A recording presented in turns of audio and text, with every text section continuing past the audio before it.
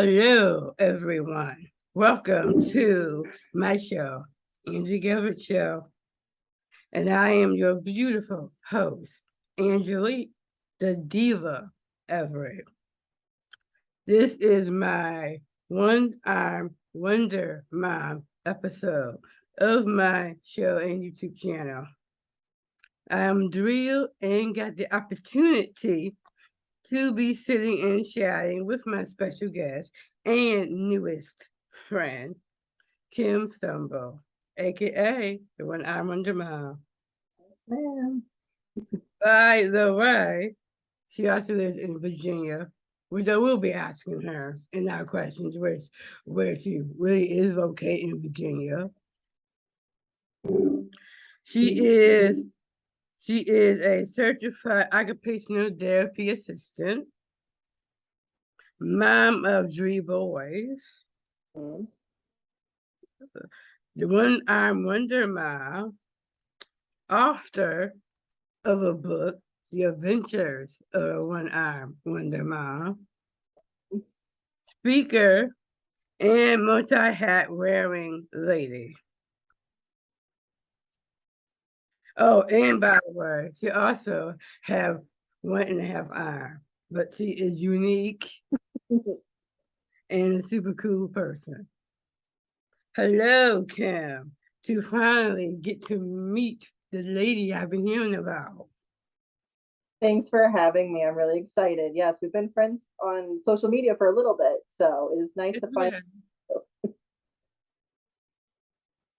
So, tell me about yourself. Well, you covered a lot.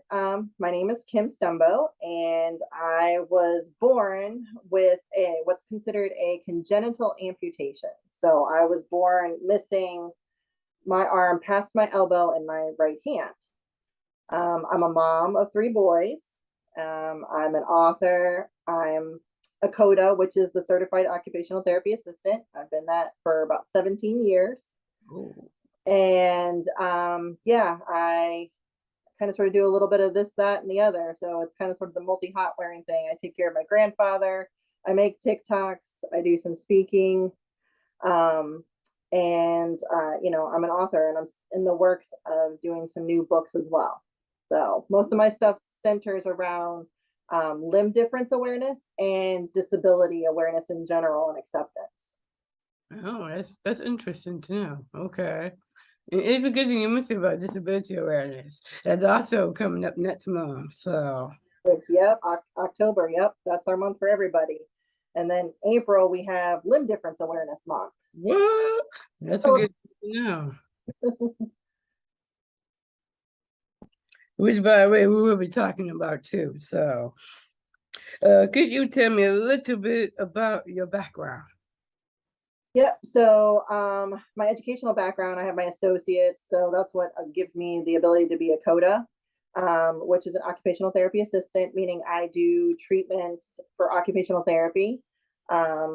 Most of my career has been in pediatrics, but I have worked in nursing homes, hospital-based, and rehab programs.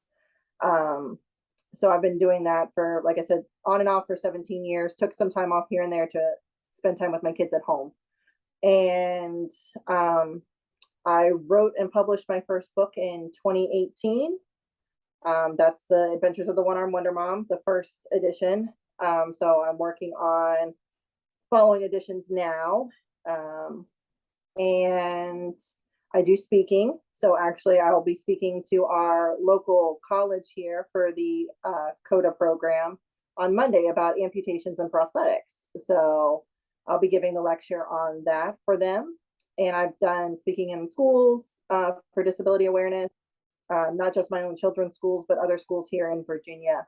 I've spoken to, showing my book and, allowing that to be a resource for not only the educators, but for the kids to see, like different is okay to be, and that everybody has their own superpower. And since you mentioned the CODA program, so what do you do in the CODA program? So in college, like what they're doing is they're learning to be the occupational therapy assistant. So they'll go through the program however many semesters they need to complete, and then they go into a clinical rotation after that. But what they're learning to do is to do occupational therapy. So as an OT, we treat disabilities and difficulties of the upper body, so that affect typically the arms, work on cognitive skills, life skills, and activities of daily living. So for instance, if somebody had an injury to an arm, a stroke, motor vehicle accident, something like that, and they couldn't use one of their arms, they now have to learn how to, get dressed, feed themselves, those kinds of things. With pediatrics, we work with a lot of children that are on the spectrum.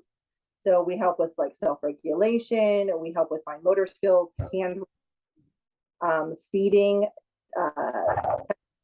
sensory things. So we cover a whole gamut. So occupation as a general term means not just job, but an activity, your occupation. So kids' occupations are to kids. They need to play, they need to make friends, they need to go to school. An adult's occupation is to be able to take care of themselves. And then if they have a actual job, then, adding on those skills as well. So occupation covers a whole gamut of skills that we can address. That's good to know. I just had to ask that question. We were talking about it. So, Yeah. So how are you coping with the virus? I mean, it's been a little different. I feel like we have made some changes to society. So, I mean, I can say for myself, I'm safe. So everybody else is doing okay in my family. We haven't been, knock on wood, negatively affected by it. So we're surviving. Well, that's good. And it's a good thing you mentioned about TikTok. I'm just gonna throw that in there. I have been watching some of your TikTok videos, which I love, by the way. Thank you. You're welcome. Because I myself is on TikTok too, so. Yeah, it's a fun little platform. I enjoy making the silly little videos here and there, and sometimes they're informative and sometimes they're just silly for entertainment. Yeah, I've been watching you cook and stuff around the house and stuff like that. I said, Yeah. oh, okay. That's really interesting. Yeah.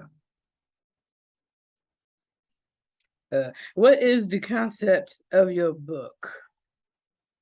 So I'm Wonder Mom. So I got that kind of sort of persona some years ago after I became a mom.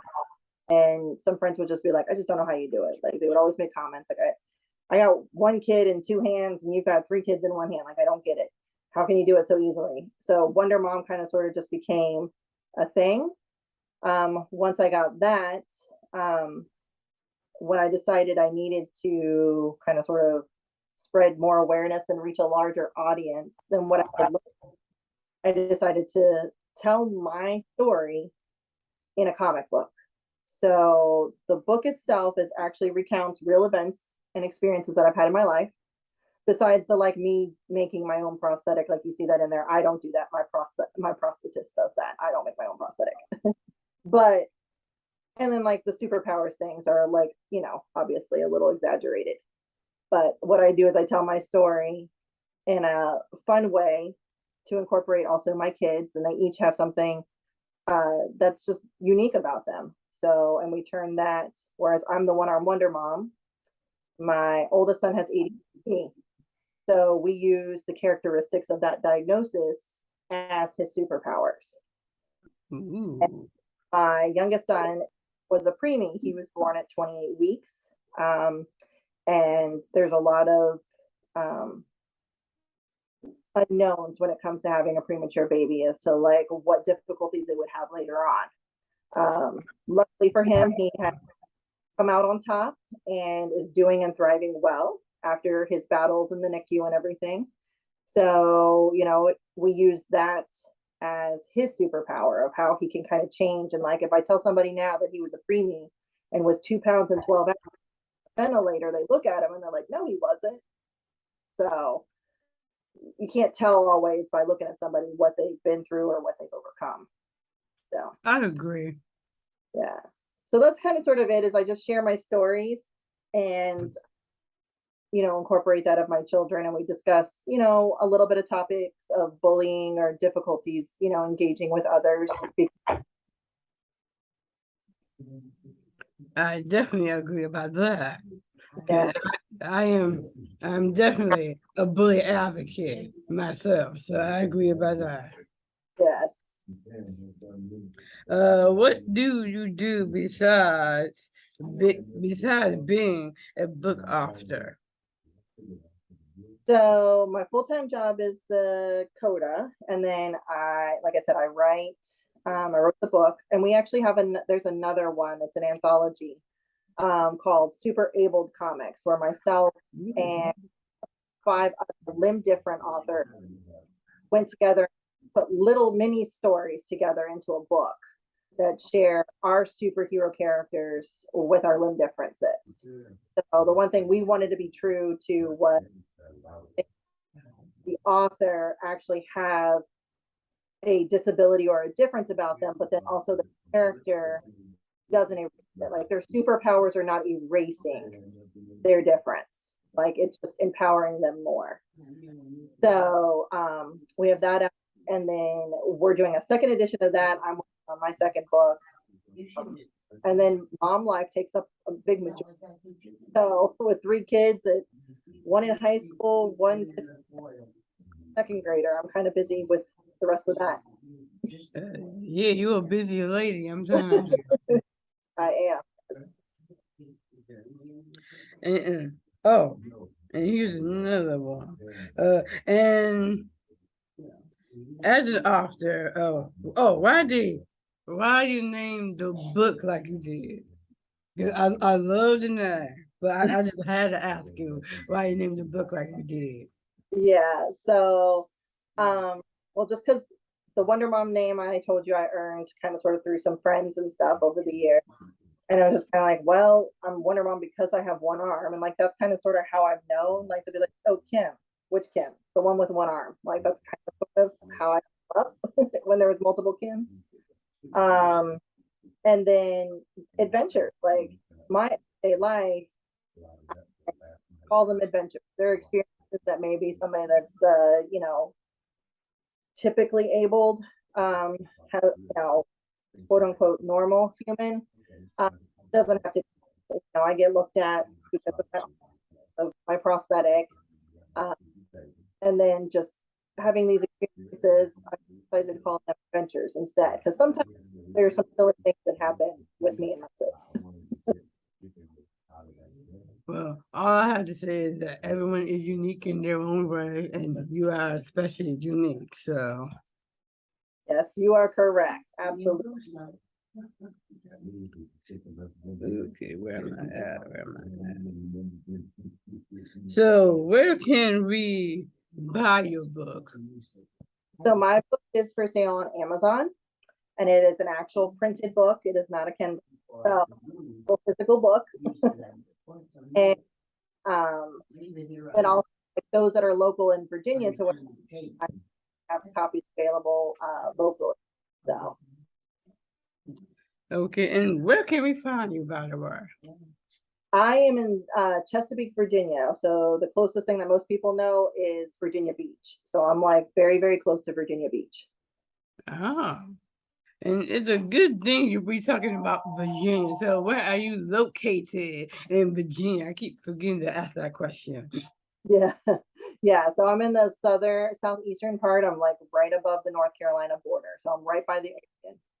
Oh, Yeah. okay. I got some family that live in North Carolina, so Okay. Yeah. yeah, If you come down here, let me know. okay. And it's a good thing. I have really talked about the elephant in the room, so I'll just say it like that. So how is it like? How is it like having one eye? So for me, because I was born like this, it's completely natural. It's completely normal for me to do things with one hand. I sort of already problem solve things.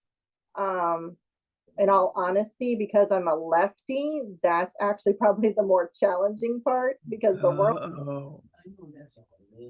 Oh, Um, but like I said, because I never had my right hand, most things are pretty easy for me to figure out. Not that I don't have to adapt.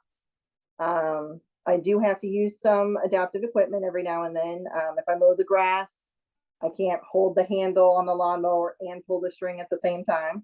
So I have a little clip that I put on to hold the handle, and then I can go and pull the string with my hand. Um, or I can have my teenager do it too, because that's an adaptation. Tell him to do it. That's a good idea. Make sure Yeah, you have somebody help you. yeah.